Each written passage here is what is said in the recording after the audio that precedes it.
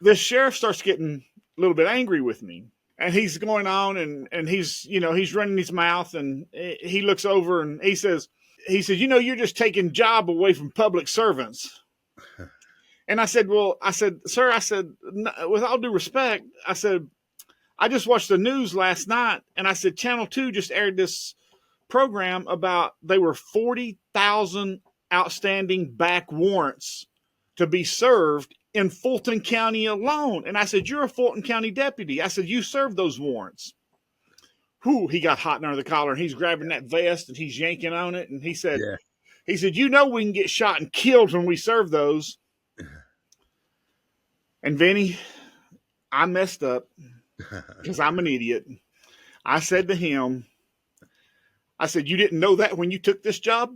Yeah, right. Yeah, good for you. I mean, I said that come as a surprise. And the lady sitting behind the desk that worked there at the registered agent's office said, you need to go. You need to run. Yeah, you need to run.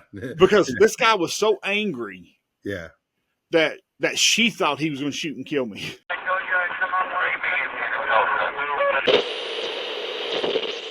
And welcome back to another episode of True Stories from a Real Private Eye. I'm your host, Vinnie Coppola. With me, as always, is Lynn Lambdin, a real private investigator in Atlanta, Georgia.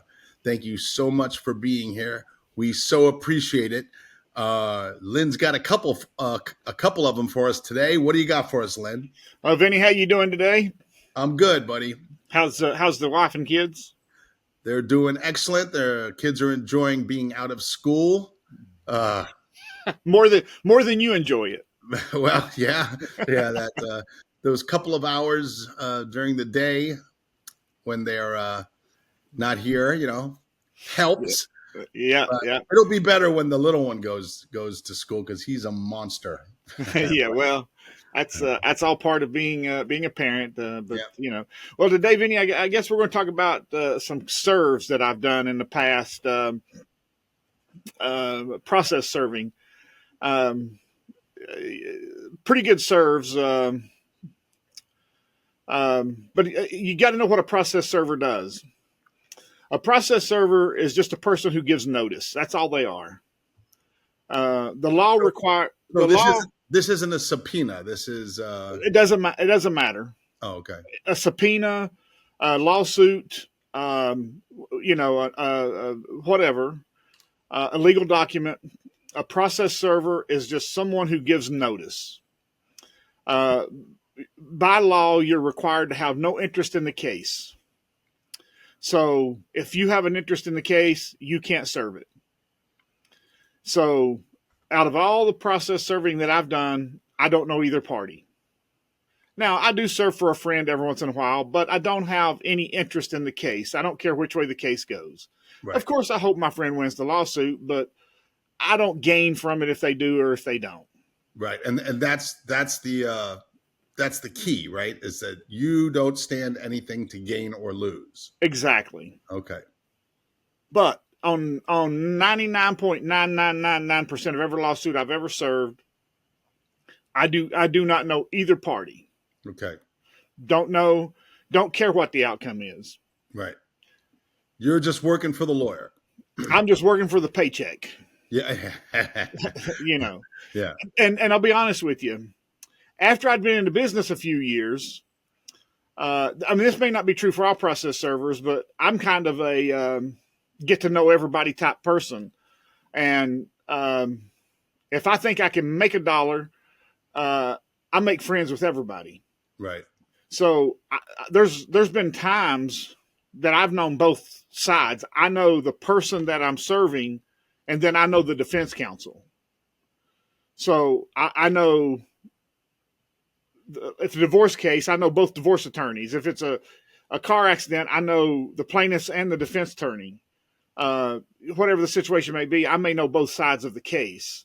As a matter of fact, one of the cases we're going to talk about, I did know both sides I knew the plaintiff's attorney and the defense attorney, which makes it very interesting. Which was a pretty funny case. We'll talk about that one first. But But basically, process server is nothing but a person who gives notice, which makes it more interesting when people get mad at you and throw rocks at you. Right. and and and that'll be the second case we talk about is rocks being thrown at you. Okay. And I've had rocks thrown at me. All right. And but anyway, I was hired by a local law firm here in Atlanta to serve a case, and we found the guy in rehab. So once we found him in rehab, we had to get permission to serve him in rehab through his not parole officer, but his caseworker. So we got the permission to serve him. Well, do you remember what the case was? Was it a hit and run? Was it a car accident? Yeah, it was a hit and run. And it was him. He was the guilty one? He was the guilty one, and he was, of course, high. Okay. And this wasn't just your average, get drunk and hit someone. This guy was a hardcore drug addict. Okay. So, and that'll reveal itself here in a minute.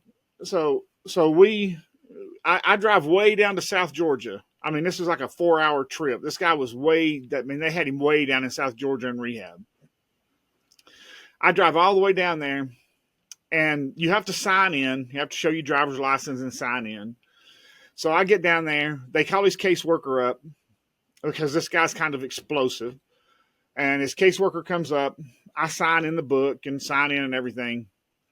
And I serve the guy with the caseworker standing there. And nothing happened. No drama, nothing. I leave, drive all the way back to Atlanta. Long trip. This happened sometime between 2007 and 2009. Okay. I mean, this was an all-day trip. This happened. I mean, it was 4 hours down and about 4 hours back. By the time I stopped and got gas and ate, it was about a 5-hour trip. I mean, about an 8.5, 9-hour trip. Of course. So about 45 days pass because you got 30 days to serve. You got 30 days to answer the lawsuit and 15 days to open default if you don't answer it. What does that mean, open default? Okay, you got 30 days. Once that you've been served, you have 30 days to answer the lawsuit. And with a car wreck, you turn it over to your insurance company. The insurance company answers on your behalf. And then if they don't answer it in those 30 days, then you have 45. You have 15 days. You pay the court money, and they'll give you 15 more days, and you can open default and answer the lawsuit. Oh, open default. Got it. Without penalty. Okay. So, but I'm sorry, this case didn't go in default. That was my bad. This case didn't go in default. Because what happened was once we served the lawsuit, the attorney that I was working for sent a letter to the defense counsel, to the insurance company, and said, "Hey, we served your defendant in rehab." So it was getting close to the 30 days. It had been about 25 days. I get a call from the defense counsel who I knew, who worked for the insurance company. I knew him well. And he said, "Did you serve so-and-so?" I said, I can't talk to you about that because I'm under contract with the plaintiff's attorney because it's a conflict of interest. I can't work both sides of the fence. Right. So I pick up the phone. I call the plaintiff's attorney that I'm working for. And I said, the insurance company attorney called me. And I said, I'm going to be honest with you. I know him well. I said, known him for 20 years, 15 years, whatever. And I said, he's asking me about serving so-and-so. And I said, do I have your permission to talk to him? He said, you can talk to him only about the service, nothing else. Right. He said, you can tell him that you served him, how you served him, where you served him, and the time you served him. Okay. So I called him back, and I said, we'll call him William. I said, William? I said, yes, I served him at rehab. I said, I signed it in my logbook. He said, yeah, I know you signed the logbook. He said, that's how I know you served him, is I seen the logbook. Then why is he asking you? Because the guy said because he didn't give the attorney the papers. He didn't turn the papers over. Aha. And when they asked him, he said, well, there was nobody here to visit me. Oh, I see. So he's bullshitting. No, he's so messed up in the head from the drugs, he don't remember me being there. Oh my God. Wow. And that's what the attorney told me. Yeah. He said, Lynn, he don't even remember you being there. He said there were nobody there. So I go to the, I said, no, I was there, William. I was right there. I served him. And I said, this is what happened. This is what was said exactly. And I said, this was the time I served him. I said, they had cameras everywhere. You can pull them. Yeah. And he said, I was going to do all that. He said, but when I seen it was you served him. He said, I just decided to call and ask you. And if you told me you served him, I'm just going to take your word for it. He said, I've just known you too long. Yeah. Yeah. That's Nice. that's the benefit of knowing both sides. Yeah. Nice. Nice. So I called the attorney back I was working for. And I said, here's what he told me.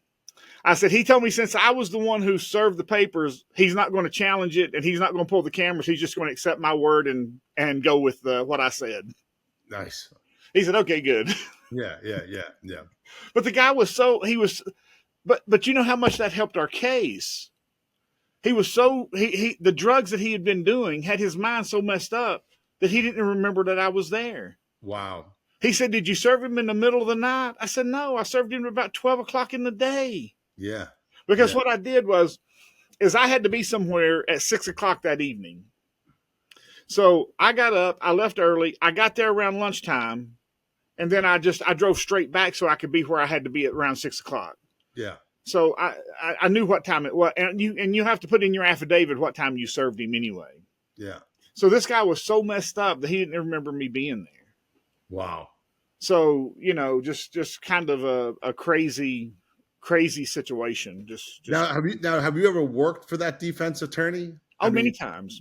Oh, okay. So that's interesting. So sometimes you work for the plaintiff, sometimes you work for the defense. It's yeah. Well, the insurance company hires me. I work for this particular insurance company. What they will do is say someone hits you, and they say let's say that you have uninsured motorist, and you have this particular insurance company. An uninsured motorist is when someone hits you, and they say they have no insurance or they can't be found, and you have to claim on your uninsured motorist. They hire me to find the person who hits you and serve them for whoever sued you or for your attorney. So let's say that somebody hits you and you hire law firm A, and law firm A goes out here and files an uninsured motorist claim. Well, this insurance company will hire me to serve papers for law firm A because law firm A has exhausted all of their resources. Well, what I do is I go find this person and serve them. Now, your insurance company's off the hook because I found the person that your attorney couldn't find. Right. So they'd rather pay me $400 or $500, $1,000 to do this because they just saved a $25,000 claim. Right. Yeah, makes sense. Or better yet, they just saved themselves a $50,000 claim because they're going to pay $25,000 for your car and then $25,000 for your personal injury. Right. And so I did that. I did that a ton with them for years and years and years. I've done that. I saved them. I'm telling how much money I saved them. Yeah, nice. Doing that, and I tell you where I spent a lot of time with them doing that. In Dalton and in Gainesville, really? in the chicken plants. Yeah. Yeah. Yeah. A lot of time in those areas hunting people that said that they didn't exist any longer. Yeah. Yeah. Dalton, a lot of chickens in Dalton. Carpet. Yeah, that's what I was thinking. Isn't it flooring in Dalton? A lot of flooring, carpet. The chicken plants are up in Gainesville, Georgia. Gainesville, Georgia. That's right. Okay. Mm-hmm. Yeah, I knew Dalton was like the flooring capital of the world or something. Yeah, Yeah. yeah, yeah. A lot of not so honest people there. Yeah, I bet. Yeah. So um, so so some of the tricks that I would pull serving people. Um, um, I would. One lady kept running from me and hiding from me, and she would come home and go in her garage, and she would shut her garage door before I could get there, and never could get her served. So I knew what time she got home every day from work. So one day she came home, and I was sitting in her swing on her front porch, just swinging. She pulled in her driveway and jumped out of her car, and her banister was kind of high, and all you could see was just the top of my head, and just see me swinging back and forth. Yeah, yeah. And when she pulled in her driveway and see me swinging, she Yeah. jumped up and run over to that banister and said, "What in the hell are you doing?" I said, "Here's your papers, ma'am. Have a good day." Nice. Oh Nice. man, she was mad. I mean, she tried every way in the world to have me arrested for trespassing and everything. Really? Oh yeah, she was mad. She never could get out of the serve though. Right. And how do you deny that you were served after calling the police and trying to have me arrested? Because I was gone. I didn't stick around. Right. I just get in my car and leave. Right. Right. I Right. I have a real bad habit. Not a bad habit. I'm just Now, wait a second. I'm sorry. If there's not a sign that says no trespassing, you can just be on like, oh, I was waiting. I was on her porch waiting for her. You know, I was right. well, I mean, there's no case for trespassing. you got to be warned, or there has to be a sign. Right. Yeah, So you can be on her porch yeah, waiting for her. Like, I mean, well, what if she doesn't ever have a visitor? You know? exactly. Yeah, Yeah. if there's no sign, and if I've never warned you to be off of my property, Yeah. then yeah, you're fine. Right. They're not a police officer's not going to take the risk of running you to jail, because he don't want to take you to jail for a judge to say, "Why are you doing this? Don't bring them back." Yeah. And you got to have it on tape, because otherwise it's just her word against yours. I told him to stay off my property. No, you didn't. Yeah, No, yeah, you didn't. yeah. Well, there's ways around that too. Yeah.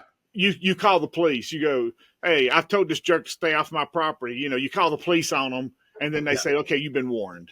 Yeah. Okay. Well. Yeah. So Okay. another thing that I've done several times is I will block someone's driveway and raise my hood like my car quit running. Oh, nice. Yeah, and I'll put jumper cables out. Yeah. Yeah. Yeah. Yeah. Yeah. And Oh, thank God you're here. Can you give me a jump? Oh, yeah, you're served, by the way. yeah. Yeah. Oh man, they get mad at you when you do that. But when people hide from you, you have to come up with some alternative way. Right. Right. And I'll borrow somebody's vehicle, and because they know what my vehicle looks like, and I'll borrow someone's vehicle, and I'll just take it and park it right in front of um, their their driveway, and just raise the hood, and wait for them to come out, and oh man, it gets on the nerves. And I've taken dog leashes Yeah. in apartment complexes and knocked on people's door frantically. "Hey, have you seen my dog? You seen my dog?" And when Yeah. they come out, and I had this one woman that was just hiding from me over in Sandy Springs, just hiding from me, and hiding from me. Never could get her. So I took my son. He was about 16, 17 years old. Mm-hmm. And I told him, I said, "I'm going to step around the corner here. You knock on the door. She's going to look in the peephole." And I said, "You have this dog leash in your hand." And I said, "When she opens the door, I'm going to step out and serve her." Yeah. And when he knocked on the door, I mean, she sees a kid standing there. She Yeah. didn't think anything about it. Yeah. And she opened the door, and I served her. Yeah. Oh man, she was angry. She hated me for that one. I bet. But sometimes you got to do what you got to do. Yeah. Yeah. Yeah. I saw a scene in a movie. I think it was American Gangster, with Denzel Washington and who's the guy from Gladiator? I have no idea. Oh, great actor. I can't believe I'm blanking on his name right now. You're all out there. yelling his name right now as you listen to this, and I'm blanked on him. Anyway, in American Gangster, he served someone just by tossing it in the door when it cracked open like this for the guy to look. Again, Yeah. that's legal, right? Well, yeah, it's legal. Service is giving notice. Yeah, The courts say that you're an adult. yeah, So all I have to do is give you notice. I don't have to put it in your hand. yeah. You don't have to hold your hand out. The Right, courts right. say once that I give you notice, it's your responsibility to act upon that notice. I can drop it on your feet. Yeah, yeah, If your car door's shut, I can put it on your windshield.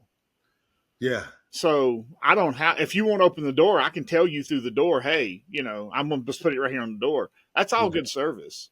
Oh, okay. So all I have to do is give notice. Yeah, Now I can't go to a house that I don't know that you're not there. I have to know that you're in that house, right. and I have to have proof that you're in that house. Yeah, And I went in front of a judge once. I went to this guy's house, knocked on the door, and the TV would get louder. And I'd knock a little louder, the TV would get louder. I'd knock a little louder, the TV would get louder. And he wouldn't answer the door. He just turned the TV up. So I called his sister, and I said, is your brother? Where's your brother? She said, he's at the house. And I said, what address? And she told me. I said, well, I'm at the address. He's not answering the door. She said, is the white truck at home? And I said, yes. She said, well, he's there. He's the only one that drives that truck. So I followed the law, and I told him in a loud enough voice for him to hear me. And I told him what my purpose was. I was serving him papers, and I was leaving him at the door. So the judge, his attorney said, well, that's not good service. You had no idea that he was in that house because he never answered you. yeah. So we go to court, and the judge ruled in my favor and said, that's good service. Yeah. And they said, well, how do you know he was in the house? I said, well, his sister told me that was his truck. She said, well, that's got nothing to do with it. And his sister told me he was there. And the attorney didn't want me to say that every time I knock on the door, he would turn the TV up because that proved that he was in the house. Right. He kept trying to keep me from answering that question. And he goes, well, how did you know he was in the house? You didn't know he was in the house, did you? And he was trying to make me answer the question with a yes or a no. I said, yeah, he was in the house. And he kept on badgering me. And finally, the judge looked at him and he said, if you would have stopped 10 minutes ago, you wouldn't have piqued my curiosity. Yeah. He said, the man's tried to answer the question 25 times. And every time he starts to, you cut him off. He said, now I want to know what the man's got to say. He said, now shut up and let him answer the question. Yeah. And I said, well, every time I knock on the door, he'd turn that TV up just a little bit louder, just a little bit louder. I said, I'd knock louder and he'd turn it up a little bit louder. And I'd knock louder and the TV would get a little bit louder. And I said, finally, the TV was so loud, the windows was vibrating. Yeah. Yeah. And I said, so I stood there until the TV volume came down and I couldn't hear the TV anymore. I said, then I announced in a loud enough voice for any person inside to hear me what I was doing there, what I had, and who the papers were for, and where I was putting them. Yeah. And the judge says, well, that's good service. And when I come off the stand, the judge said, you can leave. So I came off the stand. I walked down between the galley and, out because you got pews on each side. Yeah. And the attorneys were giving, all the other plaintiffs' attorneys were giving me high five because there were other attorneys there waiting for their cases and asking for my business card. Oh, nice. Because I just don't put up with their shit. I just answer the questions. And when they try to badger me and beat me down, I just don't let them do it. Right. I just tell them, I say, well, you've asked me the question. Do you want an answer? Or are you just going to sit there and yell, you want a yes or no answer? I said, it's not a yes or no answer. Yeah. Yeah. I said, you've asked the question. Now I'm going to answer it, or you're going to stop asking. Right. And they so the plaintiff's attorneys like that, and they like a strong personality on the stand because that's how they win their cases. Yeah. Wow. So couldn't ask for a better advertisement for your for LWI, yes. Yeah, for LWI. So I'm walking out handing out business cards, and the judge said, if you're gonna, he said, I don't care if you pass out your business cards, just do it outside. Yeah, right. Yeah. So, nice. So back in the, I don't know, I don't remember when it started, a long time ago. They had those asbestos lawsuits that started. Mm-hmm. And I was lucky enough to get involved with the asbestos cases. And I was serving all the asbestos cases. And we had 53 defendants in each case. So each case had 50. So it would be one plaintiff and 53 defendants. So we would have to serve 53 people with each defendant. Well, most of them went to one registered agent downtown because it was all companies. So, and they would file like 100, 200 at one time. So 200 times 53 defendants. That's a lot of paperwork. Oh, yeah. So they asked me if I could beat the sheriff's price to serve them. I said, well, sure. So I'll beat the sheriff's price by 50 cents. Nice. And the sheriff's office kind of got mad at me. Yeah. Well, what are you going to do? What are you going to do? So I come wheeling them in one day on a hand truck. Because I had boxes. I had, those white legal boxes. Yeah. I had them stacked up on the legal boxes. I had like 6 legal boxes full. Yeah. Yeah. And I come wheeling them in, and the sheriff is standing there, and he's got 3 or 4 lawsuits in his hand that he is serving the registered agent. And he looked over at me and he goes, "How the hell did you get that job?" Yeah. I said, "Well," and I kind of get mouthy sometimes that I guess I shouldn't. Right. And I said, "Well, I do my job." Yeah.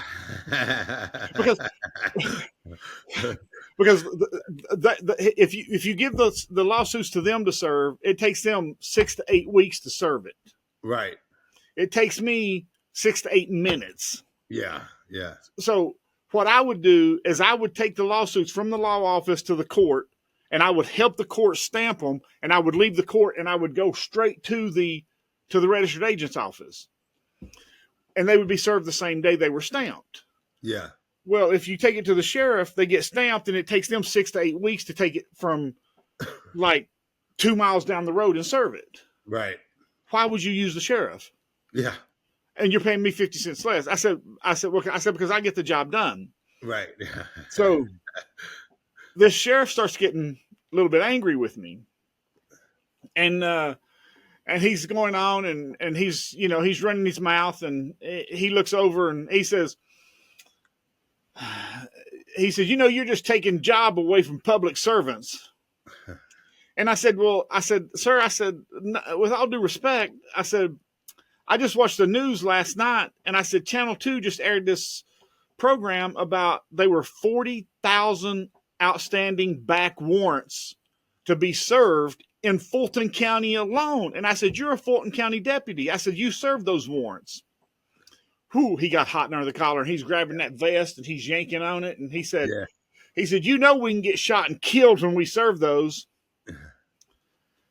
And Vinnie, I messed up because I'm an idiot. Yeah. I said to him, "You didn't know that when you took this job?" Yeah. Right. Yeah. Good for you. I mean, yeah. I said, "You didn't know that when you took this job? That come as a surprise?" Yeah. Yeah. And the lady sitting behind the desk that worked there at the registered agent's office said, "You need to go. You need to run." Yeah, you need to run. Because this guy was so angry. Yeah. That she thought he was going to shoot and kill me. Yeah, I bet. but I mean, think about that for a minute. Yeah. We could get shot and killed when we serve those warrants. Right. Yeah. You took the job. Yeah. I didn't force you to take that job. Yeah. Yeah.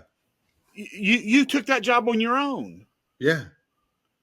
I mean, I realize that your job has hazards in it. Yeah. Well, what did you get to the point in the at the academy and they handed you a gun and we're going to go to target practice? You can say, whoa. There's guns? Exactly. Yeah. Exactly. Yeah.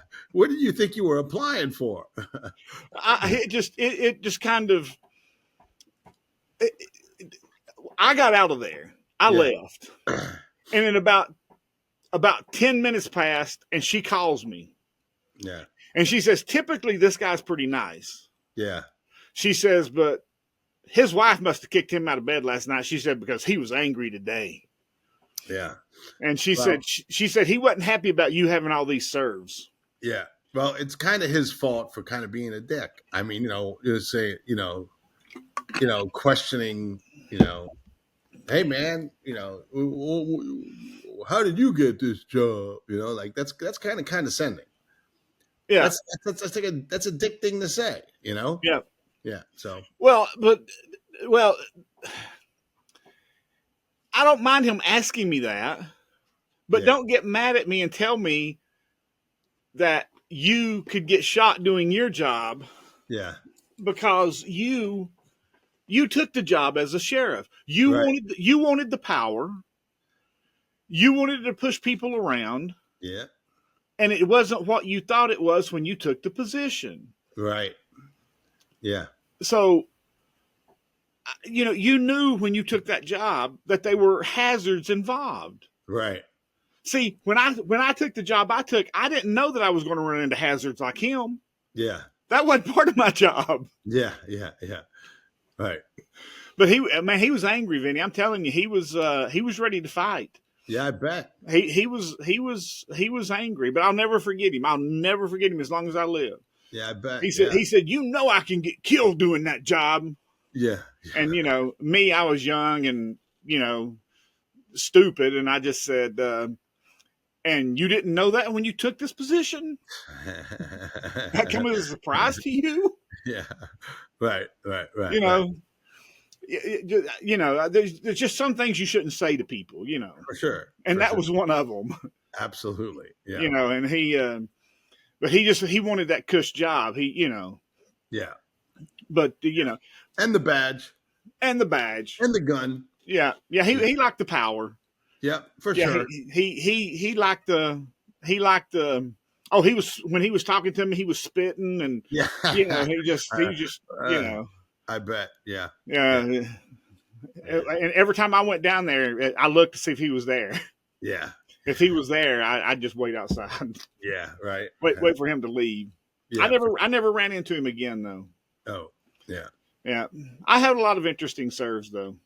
I bet. Yeah. Well, so far, I mean, holy cow, what are we on? Episode 24 now? And all these stories are great. I love them. Well, I got another good one for you. Okay. So service. I had a divorce case up here in Alpharetta, and I had to serve her at a particular time. I had to be there at 5:05.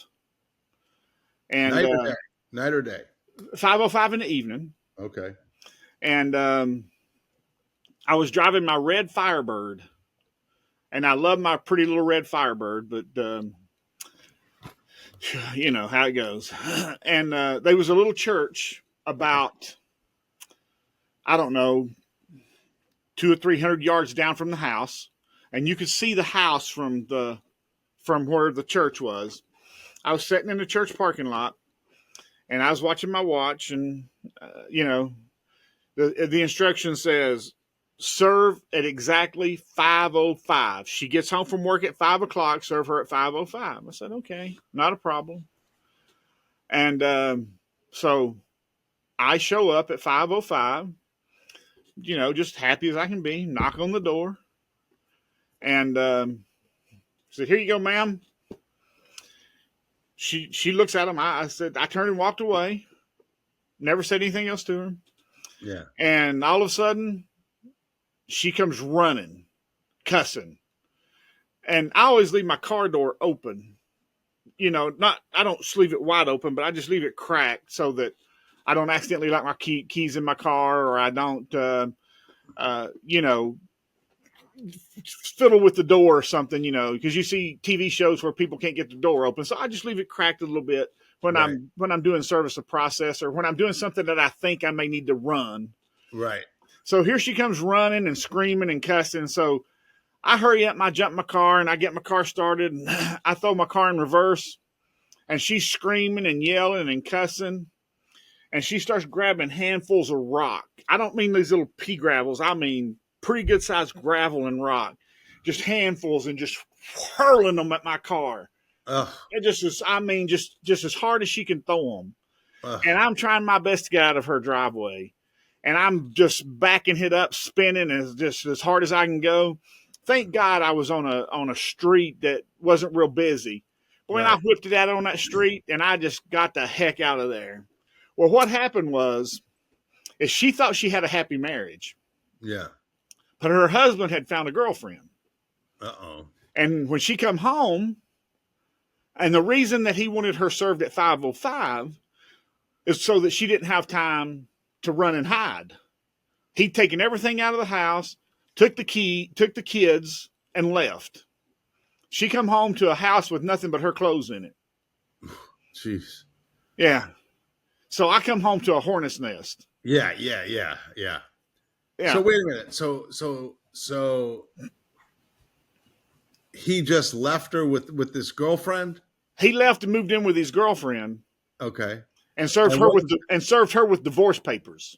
Oh, divorce papers. Okay. Yes. Okay. He left and took the kids. I don't know if he moved in with his girlfriend or not. He probably didn't move in with his girlfriend because he was divorcing her. Right. But he left her for the girlfriend. Okay. But when she got home, the house was empty. It only had her clothes in it. He took all the furniture out of it, all the cookware, everything. He spent the whole day. He got up and left, went to work like he was going to work like she was, went and got her U-Haul truck, took everything out of the house except her clothes. She come home to an empty house, and at 5:05, she found out why the house was empty. I served her. So he had to have a team of guys. Yeah. I mean, there's no way he's doing that by himself, emptying a house. Oh, it wasn't a really big house. Still, you got to move a couch by yourself. You got to move. Oh yeah, I'm sure he had a team of guys. Yeah. He must have at least 3 guys. Oh, I'm sure he probably had more than that. Yeah. But I that was my one and only time that I've ever walked into a hornet's nest. Because from now on, I won't do it. If you tell me to be there at a certain time, I go, why? Why am I serving at a certain time? Yeah. These little lessons you learn. What's going on that I need to be there? Because I got dents in my hood of my car. Yeah. Because of something like this. So why do I need to be there at this time? What's going on? Tell me the setup here. Let me in on this little trick.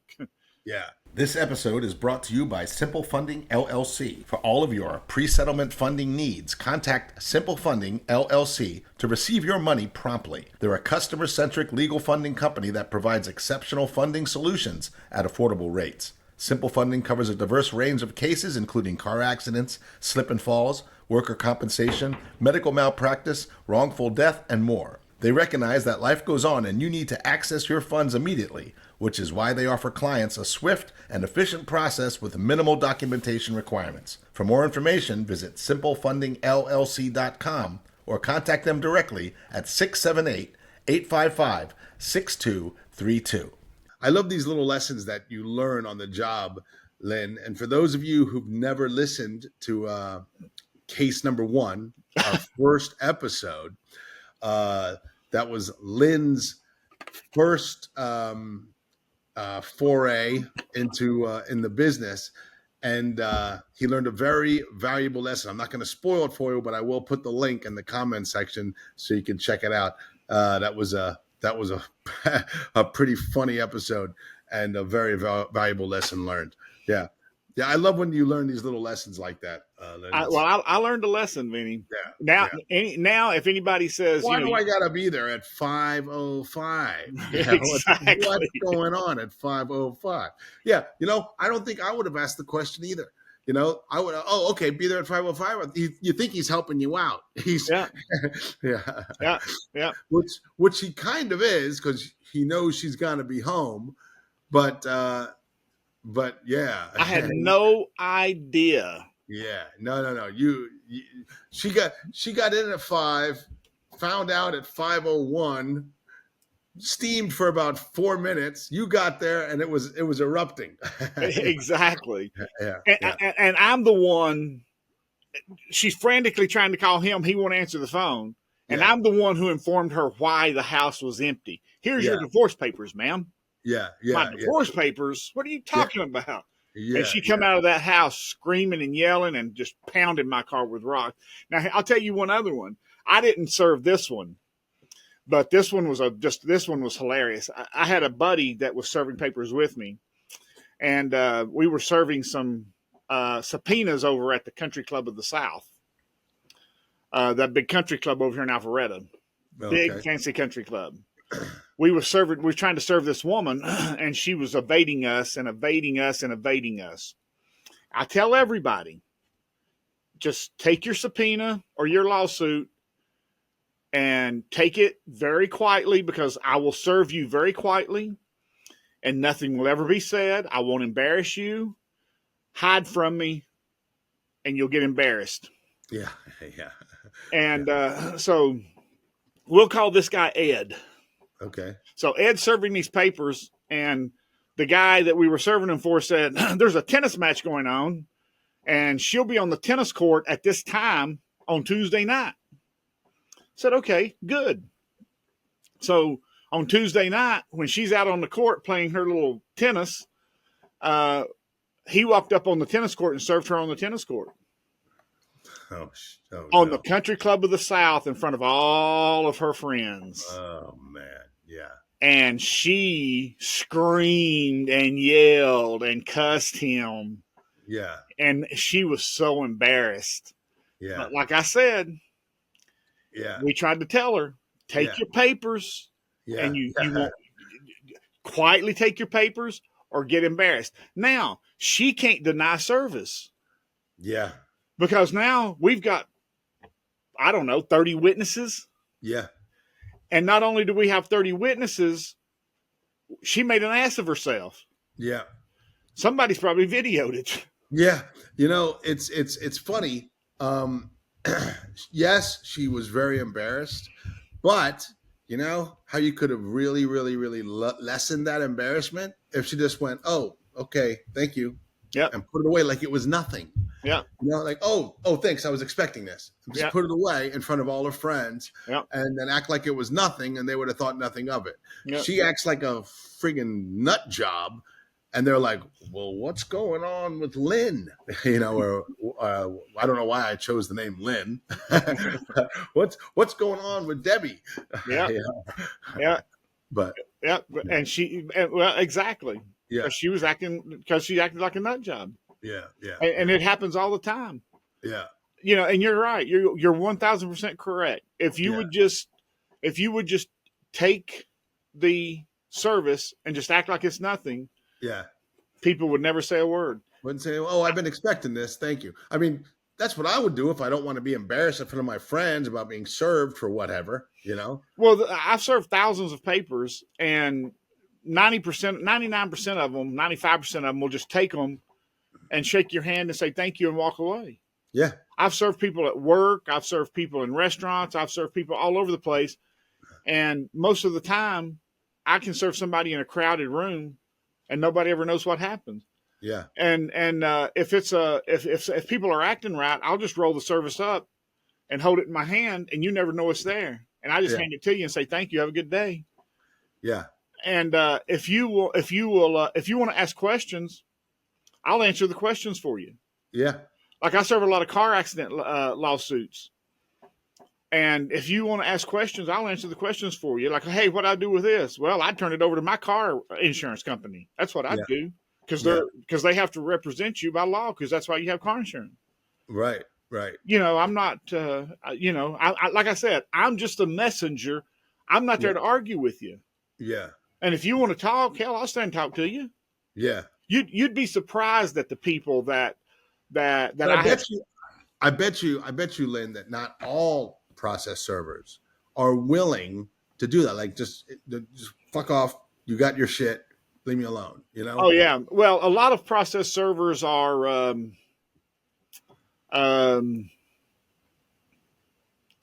cocky and arrogant and think that they're in the Wild West. Yeah. Yeah. Yeah. Yeah. But I'm not that way. Right. I'm very friendly, very discreet. Some process servers will put on a trench coat and act crazy. You Think they're know, Columbo. They think they're Columbo or something. yeah. I had somebody show up at my house one day to try to serve me with a subpoena. I don't even know what it was for, and it was a woman, and I made her so angry on the Ring camera, Yeah. and she cussed me out, called me names, cursing really bad. I mean, using all kinds of profanity, and flipped me off. And I told her, I says, "Ma'am," I said, "if you ever come back to my house, I will show this to the judge, and I will destroy your career as a process server." Oh wow. Yeah. Those She right. Those things record. Yeah. Yeah, so she never ever come back to my house again. Never ever showed back up. So I don't even know what it was for. So Right. I don't know. I don't know. I don't know what she done with it. I don't know what she told the attorney she was working for. I don't know. I have no clue. But Yeah. she knew that if she come back, that she'd be destroyed, and Yeah. she knew that if anybody else on her team come back, that she would be destroyed. Yeah. So Nice. so and so she So never there's came back. there's there's a little tip for you. Get a Ring camera. Well, We are not sponsored by them, but hey, but we'd be happy to there's be sponsored. there's your plug.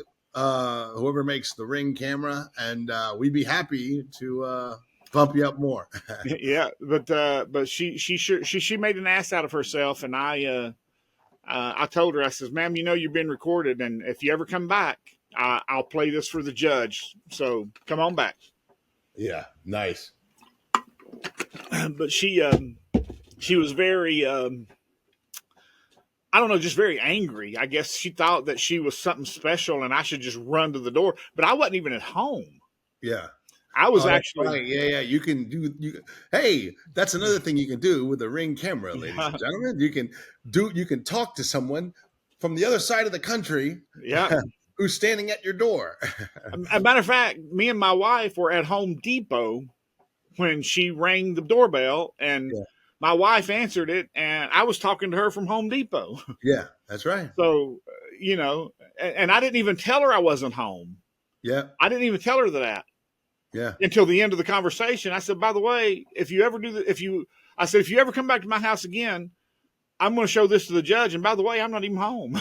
yeah. All right. So, Yeah. you know, So what are you mad at? I don't know. So that's what I'm saying. Some of them are so cocky and arrogant that they think that you have to jump to their every whim. But Yeah, see, you have to understand, even though that you are, if you're serving a lawsuit, you're technically an officer of the court because you do have a court order saying that you are appointed to a served process. right. But you still have no more rights than a citizen. You still can't break private property rules. You can't break any laws. You still have to adhere to the laws. And if you're serving, like if you serve out in New York, you can't serve on Sunday because New York law says that you can't serve anybody on Sunday. So if you serve a New York lawsuit on Sunday, it's not good service. Yeah. You Interesting. know, Yeah. so you have to adhere to the laws of the state that you're serving for. So, it's just all you have to. So basically, when you serve papers, you're no more than a private citizen serving papers. Right. So you have to adhere to all the laws. So if you go to serve someone and they tell you if you come back on their property you're trespassing, you can't go back on their property. Right. Although I did go, I'll tell you another one real quick. I was serving a guy over in Austell, and he called the law on me because I was sitting on the street in front of his house because I knew he was there and I'd made him angry. I mean, I had him so angry that he was spitting fire. And so he called the police. And the police, he told me to leave and not go back on his property. I'd be arrested for trespassing. I said, okay, not a problem. And this guy was just angry and cussing me. And the police left. And when the police left, I went and knocked on his door. And he came out to tell me that I'd be arrested for trespassing. I said, okay, call the police. Here's your papers. Nice. Nice. And he called the police. Uh-huh. And by the time the police got there, I was out of Cobb County. Yeah, right. So the police called me, and And I said, buddy, I said, yeah, I went back and knocked on his door and served him with the papers. I said, if you want to arrest me for trespassing, I said, go ahead and put a warrant out for my arrest. I'm not coming back to Cobb County. Yeah. And he never did. He goes, look, he said, I'm not going to arrest you. He said, you were serving papers. I seen the papers. He says, but don't knock on his door again. I said, what? Yeah. I said, I don't need to knock on his door again. I don't have any more papers for him. Right. Yeah. He said, okay, just leave the man alone. He said, you got him so angry, he's going to have a stroke. Yeah. I said, okay, I won't come back. I said, I'm going home. I promise I won't come back. I said, I'm going home. Yeah. I said, I'm almost home now. Yeah. He said, just leave him alone. I said, my job's done. Yeah, I'm done. Yeah. Yeah. So so sometimes you have to make people mad to serve them. But like I said, accept your service because you're not going to win. And here's the other thing. In the state of Georgia, if you evade service, all I have to do is put in an affidavit that you're evading service, and they'll serve you by publication. Yeah. And then you lose by default. Right. Because you typically don't. How many times do you go? You live in what? Cherokee County? Cherokee County. How many times do you get to Cherokee Times and read it? I don't. You ever read the legal paper in Cherokee County? No. Should I? Somebody, if you evade service, you could be served they only have to run it for 4 weeks, and then you've been served. Oh, is that right? Wow. Yeah. So if I try to serve you, and I say, Judge, he's evading service. He's done this. He's tried to have me arrested for trespassing. He's put up a no trespassing sign. The police told me if I come back, I'll be arrested for trespassing. All this, the judge goes, we'll just sign the order and serve him by publication. Yeah. The only thing now they have to do is pay to run it in the paper for 4 consecutive weeks. The legal paper in Cherokee County for 4 consecutive weeks. They don't have to send you anything in the mail. They don't have to do anything else. They don't have to tell you they're doing it or nothing. Now you've been served. Yeah. Now the case moves forward. Yeah. Yeah. So now, and getting that phone call sucks. Hey, Charlie, there's this thing in this paper here that says no. What happens is all of a sudden you get a letter in the mail that says you just lost this lawsuit by default and you owe $4 million. Yeah, that's even worse. Yeah. Or your boss goes, Vinnie, I just got served with this subpoena. Your wages are being garnished. And who the hell do you owe $4 million to? Yeah. That's what sucks. Yeah, that sucks. Yeah. Yeah. So there's alternatives to not accepting your lawsuit. Right. Yeah. Well, it's got to be that way because this is, if we're a nation without laws, what are we? People, if something goes wrong, you have to go to court. You have to state your case. You have, and if you're a person with knowledge, you got to be there.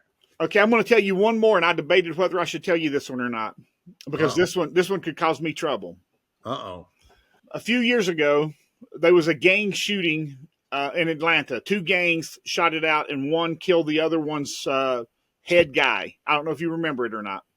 No. So they were burying the gang leader, and the same gang come in and shot it up again, if you remember. Don't say anything. They can look it up. You remember. Okay. Leave it at that. Okay. So there was a car accident, and the gang members that got shot up, or the gang member that done the shooting, got arrested and they were in jail. I had to serve the brother of the head gang member that was in jail. I didn't know he was the gang member. I had no idea. I go to an apartment complex in DeKalb County. I knock on the door, and they say, no, nobody here by that name. So I go up to the apartment complex, to the leasing office, and I said, does so-and-so live here? And they said, no, they don't live. They moved out a long time ago. So I walk out the door, and one of the leasing agents follow me. And they said, they do live here. Don't talk to me. Don't look straight. Don't look at me. Just keep looking forward. They said, he's a gang member. That's the brother of the guy that's in jail that done the shooting over here. Said, you don't want to go back over there. They're dangerous. Said, just leave it alone. So I called the attorney and I told them, they said, well, we got to have it served. I said, okay, I'll serve it. And they said, that's his mother that lives there, and his brother's the head of the gang right now while he's running the gang while his brother's in jail. I said, okay. So I thought about this for a little while, and when you walk in the corridor, you got an apartment, then you go upstairs, and you got an apartment, and you got 2 apartments on this side, and then 2 apartments up here. And this corridor is kind of dark, and their apartment door is behind the stairwell. So I thought, how in the world am I going to serve these people without getting shot? And I thought, I'm only serving them for a car accident. So, surely they're not going to be mad about that. It's just a car accident. It's nothing big. So I thought about it. And finally, I go over there, I knock on the door, and they come to the door and they said, no, he don't live here. So I'll go over there early one morning, and lo and behold, he walked out of the corridor. I walked up to him, and I served him. I said, hey, are you so-and-so? He said, yes, I am. I said, you've been served. Very nice. Yeah. I got back in my car and drove off. So do you think that he was telling them, tell him I'm not here? Or no, I think that they were protecting him because they were protecting him. They didn't know, or he didn't know that that it was trying to be served. Yeah. Now I got another one with a gang member. Yeah. I went to this apartment complex to interview a gang member for a case I was working on. I was invited to his place. This was a February day. It was raining, misty day raining. And when I got to his apartment complex, there was this little 15, 16-year-old kid. He had his shirt off. He had a leather strap around his neck, and he had dollar bills hanging on it. And he looked at me when I got in my car. I had my computer bag, and I always put my computer bag on my left shoulder because I've got my gun on my back if I carry a gun. But I didn't have my gun with me this day. I had it in the console of the car because I don't carry my gun because I'm going to meet a friendly witness because this was my witness. He was friendly. Yeah. So I didn't have a need for my gun. So I get out of my car, and when I get out of my car, this little punk runs up to me. Remember, this is like a 30, 38, 36, 38 degree day. It's cold. This guy's got his shirt off, and he's got his leather strap around his neck, and he's got dollar bills on it like Vietnam people have ears on him. Right. And he says, give me some money. And I took my cell phone out of my jacket pocket, and I handed it to him, and I stuck my right hand behind my back. And he goes, I don't want your phone. I want your money. I said, call your mother. And I said, tell her you love her. Yeah. He said, what are you talking about? I said, I'm getting ready to kill you. And I said, your mother needs to hear the last words, I love you. Yeah. And he started backing up. I said, no, call your mother. I said, I'm going to kill you right here. Yeah. So he kind of backed away. So I go into I go see my guy. Yeah. And I come back, and I told my guy in there, I told him when I was leaving, I said, I'm getting ready to leave. I said, but if you hear a gunshot, I said, I killed your neighbor out here. He said, wait a minute. He said, no. He said, you don't kill anybody here. I do. I said, what are you talking about? Yeah. He said, I'm the drug dealer here. Yeah. He said, is it that little punk out there with no shirt on? I said, yeah. He said, I told that little son of a bitch that if he ever confronted one of my guests coming here again, that I'd kill him. Yeah. And he said he made the last mistake of his life. Oh man. He said he's done. Yeah. I said, I don't need you to fight my battles. I said, I can handle this little punk. Yeah. I said, I'll take care of him. Yeah. I said, don't you worry about it. I said, I'll take care of him. Yeah. And he had like 7 or 8 friends there. Yeah. But this was a pretty big dude. This drug, he said, no, he goes, I'm the local drug dealer. And he said, I have to keep order on my street. He said, because people will not come to me. And Yeah. he said, he's confronted several of my customers. And he said, this is the last time. Yeah.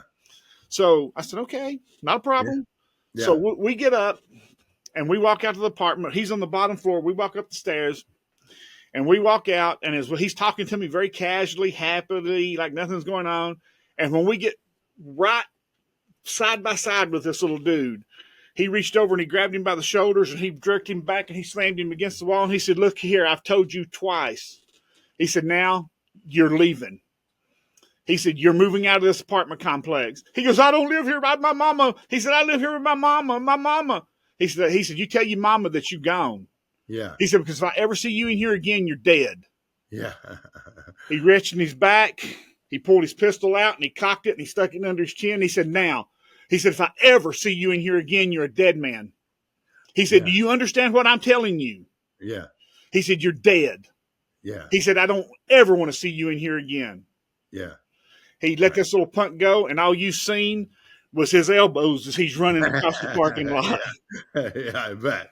Yeah. And he turned and he looked at me and he shook my hand. He goes, it's nice doing business with you. And he goes, I hope I can help you case. Yeah. Yeah. Nice. So, Did you get your phone back? oh no, yeah, he didn't. He wouldn't even take my phone. Oh, okay. He never took the phone. Okay. No. Yeah. So about 6 weeks passed, and I see the guy again because I had to see him for the case. Yeah. And I asked him about the kid. Yeah. And I said, did he tell his mama he loved him? He goes, no, they moved out. Yeah. He said, I told him, he said, I didn't give him a choice. He said, either he left or I killed him. Yeah. And he said he told his mama that he had to go and they moved out. He said, him and his mama's gone. He goes, I don't know where they went. Yeah. So he was serious about it. Yeah. Well, hell yeah. Yeah. Yeah. So he puts a gun up to my chick and goes, you got to move out. I'm like, okay. Yeah. Yeah. But I mean, how many times you got to give somebody a warning? I know. But he was a little punk who thought he was mean. Yeah. He thought that he was going to be the little bully on the block. Yeah. And the little bully lost his, he lost his nerve when the man walked out. Yeah. Yeah. Exactly. Yeah. Exactly. And I'm going to tell you, I wouldn't have messed with him either. I would have kept my mouth shut and went on. Oh yeah, for sure. Yeah. Me too. Yeah. Me too. Yeah. Well, it's been a good one, Vinnie. I've enjoyed this one. Yes. Yes. This was really good, Lynn. Thank you very much for being here. If you enjoy stand-up comedy and goofy videos, like I always say, check me out online. My website is vinnie.com, www.vinnie.com. All the links to all my social media are there. A lot of fun stuff on my website.